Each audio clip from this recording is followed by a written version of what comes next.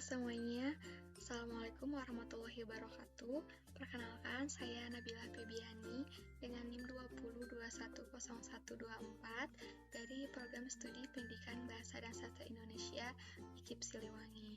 Nah, tujuan video ini dibuat yaitu untuk memenuhi tugas ujian akhir semester dari mata kuliah retorika dan dosen pengampu Pak Suhud Aryana MPD. Nah, pada kesempatan kali ini, saya akan menyampaikan mengenai apa itu retorika, apa itu pidato, lalu apa hubungan retorika dengan pidato, lalu juga jenis pidato berdasarkan tujuannya, kemudian metode penyampaiannya, dan kita akan mereview 2 buah pidato dan sekaligus memberikan tips and trik atau cara berpidato yang baik dan benar. Udah penasaran kan? Mari kita simak penjelasan berikut ini.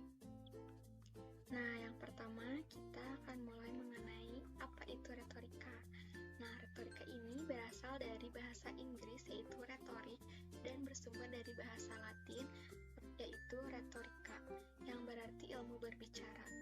Jadi, retorika adalah seni dalam berbicara untuk menyampaikan informasi untuk mempengaruhi pendengar atau halayak umum. Nah, istilah retorika pada awalnya itu diperkenalkan oleh Aristoteles yaitu pada 384 sampai 322 sebelum Masehi. Nah, setelah itu istilah retorika ini menyebar luas dan digunakan dalam berbagai bidang seperti bidang politik, ekonomi, kesenian, jurnalistik, pendidikan, dan lain-lain. Oleh karena itu, muncul ungkapan retorika politik, retorika dagang, retorika jurnalistik, dan sebagainya. Lalu ke selanjutnya ya. Lalu apa sih hubungan retorika dengan pidato? Nah, sebelum ke apa hubungannya, kita akan menjelaskan dulu apa sih pidato itu. Nah, pidato adalah berbicara di tempat umum untuk tujuan tertentu. Yang mana tujuan dari pidato itu sendiri yaitu untuk mempengaruhi, beri suatu pemahaman, membuat orang lain senang dan puas dengan apa yang diucapkan oleh pembicara atau yang disampaikan. Nah, lalu kita ke hubungannya, apa sih hubungan retorika dengan pidato? Nah, setelah kita tahu apa itu retorika dan pidato, nah dalam keterampilan berpidato ini membutuhkan retorika ya teman-teman sebagai peranan yang sangat penting untuk kelancaran dan kesuksesan dalam berpidato. Seperti yang Aristoteles katakan bahwa tujuan dari retorika itu adalah persuasi, yang mana persuasi di sini adalah meyakinkan atau mempengaruhi halayak umum. Nah, sudah jelas kan bahwa retorika dengan pidato ini memiliki hubungan yang sangat erat sekali karena sama-sama memiliki pihak lain atau maksud untuk disampaikan kepada pihak lain.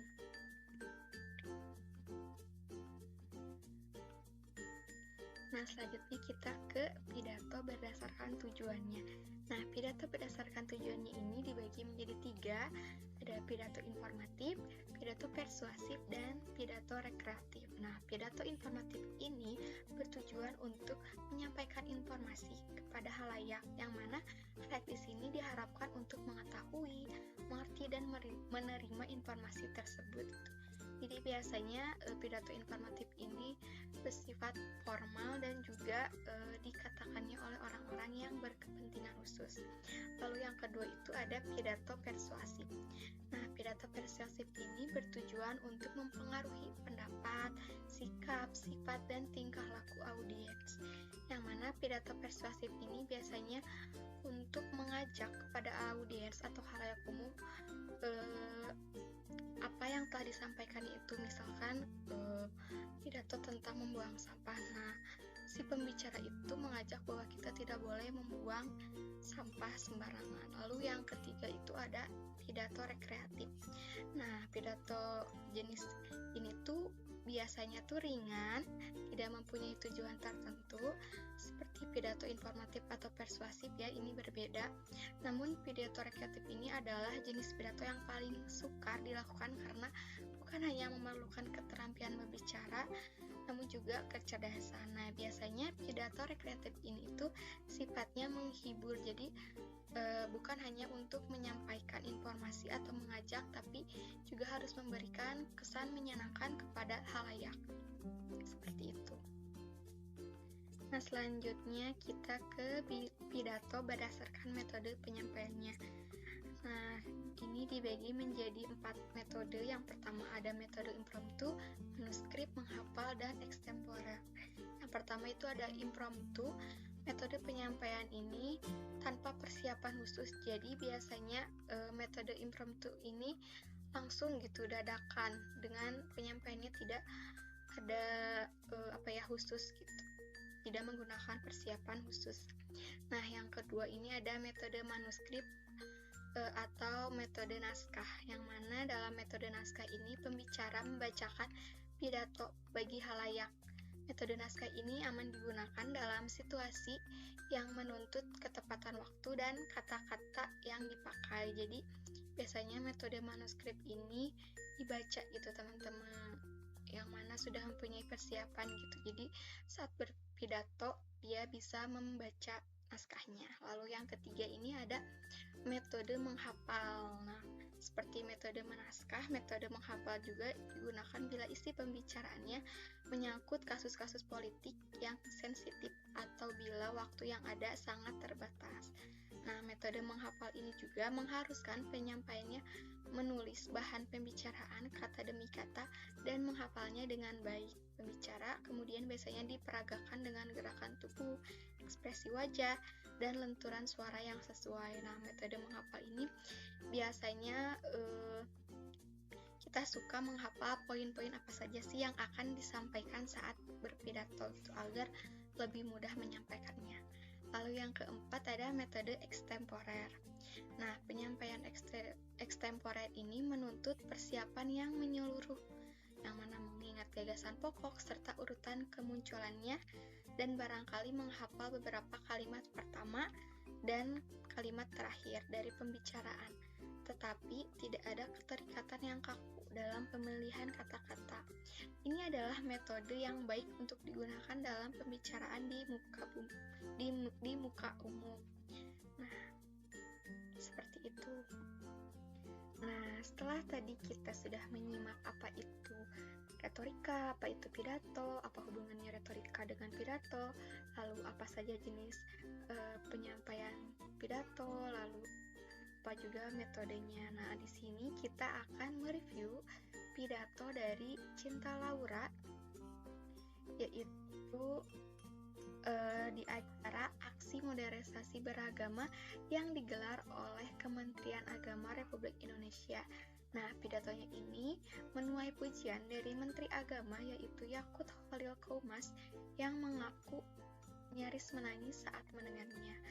Nah, mari kita simak video berikut ini. Untuk kita semua, Om Swastiastu, Namo Buddhaya, Salam Kebajikan.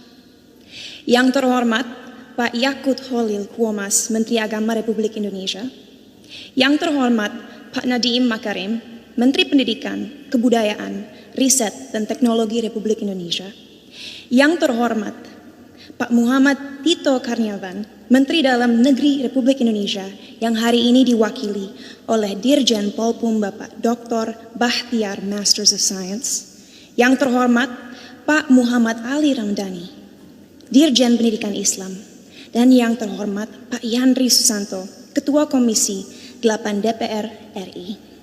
Yang terhormat semua tamu yang saya banggakan.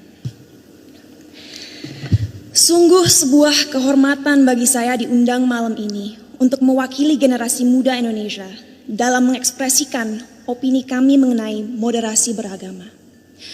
Jujur saya tidak tahu kenapa saya yang diundang malam ini untuk hadir di sini, tapi saya harap pidato yang saya buat tadi malam bisa menggerakkan hati para hadirin hari ini. Sebagai generasi Z dan milenial, kamilah generasi yang akan bertanggung jawab dalam beberapa tahun ke depan atas arah yang akan diambil negara ini untuk menjadi negara yang lebih maju, modern, sejahtera, dan tentunya terkemuka di mata dunia. Nah, pidato dari Cinta Laura ini berdurasi berdurasi kurang lebih 10 menit. Ini berjudul Moderasi Beragama di Mata Anak Muda. Nah, inti pidato yang disampaikan oleh Cinta Laura ini sebagai sebuah himbauan saat dia menyampaikan ajakan untuk bersikap kritis dalam beragama dan perlunya menjadikan agama sebagai kompas moral manusia. Nah, di akhir pidatonya, Cinta Laura memaparkan 5 poin tentang hal apa saja yang bisa memperdayakan masyarakat Indonesia. Nah, yang pertama ini pentingnya memperkenalkan nilai, keindahan, dan keunikan budaya melalui berbagai media dan platform di digital. Lalu kedua, budaya kita sangat keren. Ketiga, pentingnya memahami bahwa semua agama mengajarkan kebaikan. Lalu yang keempat, pentingnya memiliki sikap berpikir kritis agar akal kita tidak mudah dijajah. Nah, yang terakhir, menggunakan media sebagai alat yang bisa menyebarkan nilai-nilai toleransi. Nah, itu kita akan lihat jenis pidato apa yang disampaikan oleh Cinta Laura ini, yaitu Cinta Laura ini menggunakan pidato persuasif, yang mana pidato ini bersifat ajakan untuk bersikap kritis dalam beragama dan perlunya menjadikan agama sebagai kompas moral manusia. Dan di dalam videonya ada kalimat ajakan seperti berikut ini. Ayo kita bersama-sama menjelmakan lambang Garuda dimanapun kita berada. Mari kita taat dalam beragama agar menjadi manusia yang bermoral, tapi mari kita juga merangkul budaya Indonesia untuk membimbing identitas bangsa. Terima kasih. Nah, pada pidato Cinta Laura yang disampaikan tersebut, sudah jelas sekali kan bahwa pidato tersebut yaitu pidato persuasif. Kemudian untuk metode yang disampaikan oleh Cinta Laura ini dalam pidatonya tersebut yaitu metode manuskrip atau naskah. Nah, kalian bisa lihat ya bahwa Cinta Laura ini saat berpidato membaca naskah atau pidato yang telah dibuatnya seperti itu. Lanjut kita ke review yang kedua. Selanjutnya ada video dari Cak Lontong pada acara perayaan hari ulang tahun ke-8 Partai Perindo. Mari kita simak videonya. Bismillahirrahmanirrahim. Assalamualaikum warahmatullahi wabarakatuh. Salam sejahtera, saya Cak Lontong, salam lemper. Pak Jokowi, lama saya tidak bertemu Bapak. Terakhir saya ketemu Pak Jokowi waktu terakhir Bapak ketemu saya itu Pak ya. Ini kehormatan buat saya bisa undang di sini karena ini hari yang luar biasa untuk Partai Perindo. Di saat ini kita memperingati 2 momen yang luar biasa. Yang pertama adalah momen hari jadi Partai Perindo yang ke-8. Momen yang kedua adalah momen Pak Hari jadi Ketua Umum Perindo. Pak Haritanu Sudibyo. Dan tadi disampaikan Pidato yang disampaikan oleh Cak Lontong tersebut mengenai masalah-masalah yang dihadapi Indonesia, utamanya soal ekonomi. Di akhir pidatonya juga ia menyampaikan harapannya kepada partai yang diketuai oleh Haritanu Sudibyo. Beberapa guyonan khas Cak Lontong membuat hadirin tertawa. Nah, yang mana termasuk kita bisa lihat ada Bapak Presiden Joko Widodo. Cak Lontong bahas tentang kekuatan Indonesia yang bisa membuat negara lain menyerah. Pembawaan Cak Lontong yang santai dan penuh kejutan juga menambah suasana pada acara tersebut. Tak hanya Jokowi saja, ternyata di sana juga terdapat beberapa penjabat partai yang lain juga turut menertawakan pidato yang disampaikan oleh Cak Lontong dengan bahasan yang tak jauh dari nilai keindonesiaan. Nah, jenis pidato yang disampaikan oleh Cak Lontong itu termasuk ke dalam pidato rekreatif, yang mana yang disampaikannya bersifat menghibur gitu. Dan selanjutnya metode yang digunakan dalam pidato yang disampaikan oleh Cak Lontong itu menggunakan metode impromptu, yang mana tidak menggunakan naskah. Bisa kalian sendiri bahwa Cak Lontong tidak membawa atau menggunakan naskah gitu saat menyampaikan pidato di acara ulang tahun ke-8 Partai Perindo. Seperti itu. Nah, yang terakhir ada tips-tips atau cara berpidato yang baik dan benar. Nah, yang pertama, awali dengan senyuman. Cara berpidato yang benar ini harus mengawalinya dengan menebarkan senyuman kepada audiens, yang mana cara ini bisa memberi kesan yang pertama kepada audiens itu memikat hati audiens, dan juga dengan memberikan senyuman pada audiens membantu mengurangi rasa gugup saat berpidato dan lebih percaya diri saat menyampaikan pidatonya. Lalu yang kedua ada menyapa audiens. Nah, pada menyapa audiens ini dilakukan agar kita bisa melihat berapa audiens antusias gitu dalam pidato yang telah kita sampaikan gitu. Dan juga dengan kita menyapa audiens itu bisa memancing interaksi dengan audiens, dan itu juga dapat membuat kita percaya diri. Lalu yang ketiga ada lakukan kontak mata dengan audiens, yang mana dengan kita melakukan kontak mata dengan audiens ini dapat membantu agar pesan yang ingin disampaikan oleh pembicara ini lebih mudah ditangkap oleh audiens.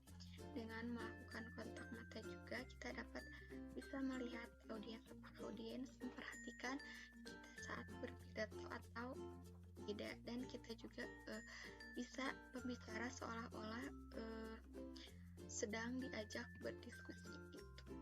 Lalu yang keempat ada memahami dengan baik materi yang akan disampaikan saat kalian berpidato gitu.